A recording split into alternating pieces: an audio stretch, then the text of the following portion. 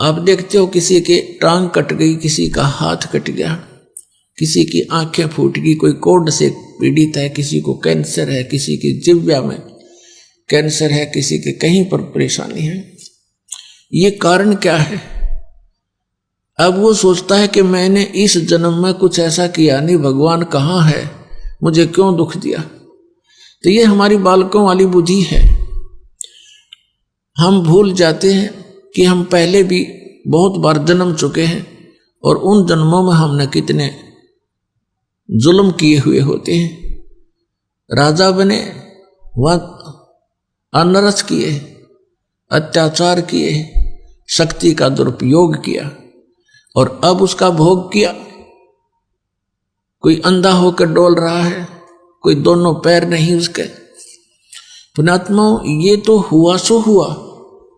अब भगवान हमें बताना चाहते हैं कि जो हो चुका बच्चों, अब तो संभलो। अब चाहे कितना ही रोगी हो, कैसा ही अंग भंग हो और कैसा ही दुष्ट या नेक व्यक्ति हो, परमात्मा के ज्ञान से वह फिर से संभल सकता है। परमात्मा ने आकर हमें बताया, एक पुण्य एक पापी आया, एक है सूम दलेल रे, गरीबदास हरि नाम बिना सब ही जम की जेल रे। जैसे कुछ पुण्य आत्माएं हैं, अच्छी आत्माएं हैं, नेक नीति से जीवन निर्वाह कर रहे हैं,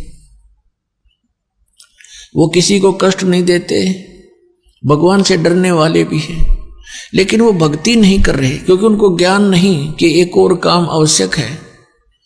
उस कार्य से वो अपरिचित होने के कारण फिर भी अपने जीवन को बहुत ही बचाकर चलते हैं। और एक व्यक्ति दूसरा उसके साथ है, शराब भी पीता है, चोरी भी करता है और भी बदमाशी करता है और वो भी अपना जीवन जी रहा है। और फिर क्या होता है, इन दोनों में अंतर क्या है? जनसाधारण तो ये कहेगा कि ये नेक आदमी तो बहुत अच्छा है और ये निकम्मा आदमी तो निकम्मा बहुत है, ये तो अंडरस्टूड है। लेकिन जब हम इस अध्यात्म ज्ञान से तोलेंगे,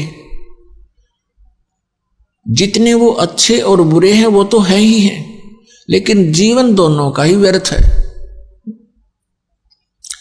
अब ये कैसे कि जैसे एक खेत है, जमीन है 1 एकड़, वो बा रखी है, संवार रखी है, उसमें घास फूस अड़ंगा है नहीं, खरपतवार से रहित है। और दूसरा किला है, उसमें झाड़ बोझड़े जंखाड़ नेरे उगे हुए हैं, कांटेदार झाड़ी है, किक्कर बबूल जाम गया है। एक वो एकड़ जमीन है। यदि उस बाहे संवारे खेत में, एकड़ जमीन में बीज नहीं बोया तो दोनों एक जैसे हैं। उस बाहे संवारे का क्या लाभ हुआ जब बीज ना बोया था?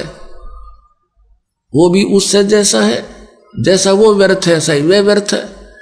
तो कहने का भाव ये है कि जब हम राम नाम का बीज बोवांगे, फिर वो अच्छा व्यक्ति तो अच्छा और गणा हो गया।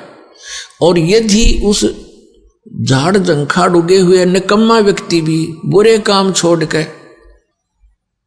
और परमात्मा के मार्ग पर लग जाता है, वो भी अच्छा हो जाएगा। उसको थोड़ा समय लग जाएगा। जैसे किसान जब उस खेत ने संवारना शुरू करता है तो उस बंजर जमीन में थोड़ा सा मेहनत ज्यादा करनी पड़ती है, वो पर संवार के छोड़ दिया करे, चाहे कितना मेहनत। ये दास समझो किसान है और आप जी के अंतःकरण ये खेत हैं। अब नेक आत्मा आती है तो और अच्छा दास को घनी मेहनत ना करनी पड़ेगी, आते बीज डाल देंगे नाम का और प्रफुल्लित होगा। और जो शराबी कवाबी है, रिश्वतखोर है, चोर है, ठग डाकू है, वो बंजर जमीन है, वो भी अगर हमारे संपर्क में रहेगा तो किसान का उसके ऊपर कभी कस्सी बजेगी, कभी ट्रैक्टर चलेगा और कभी हल से तो उसको साफ करके छोड़ेगा और फिर दोनों एक से हो जाएंगे।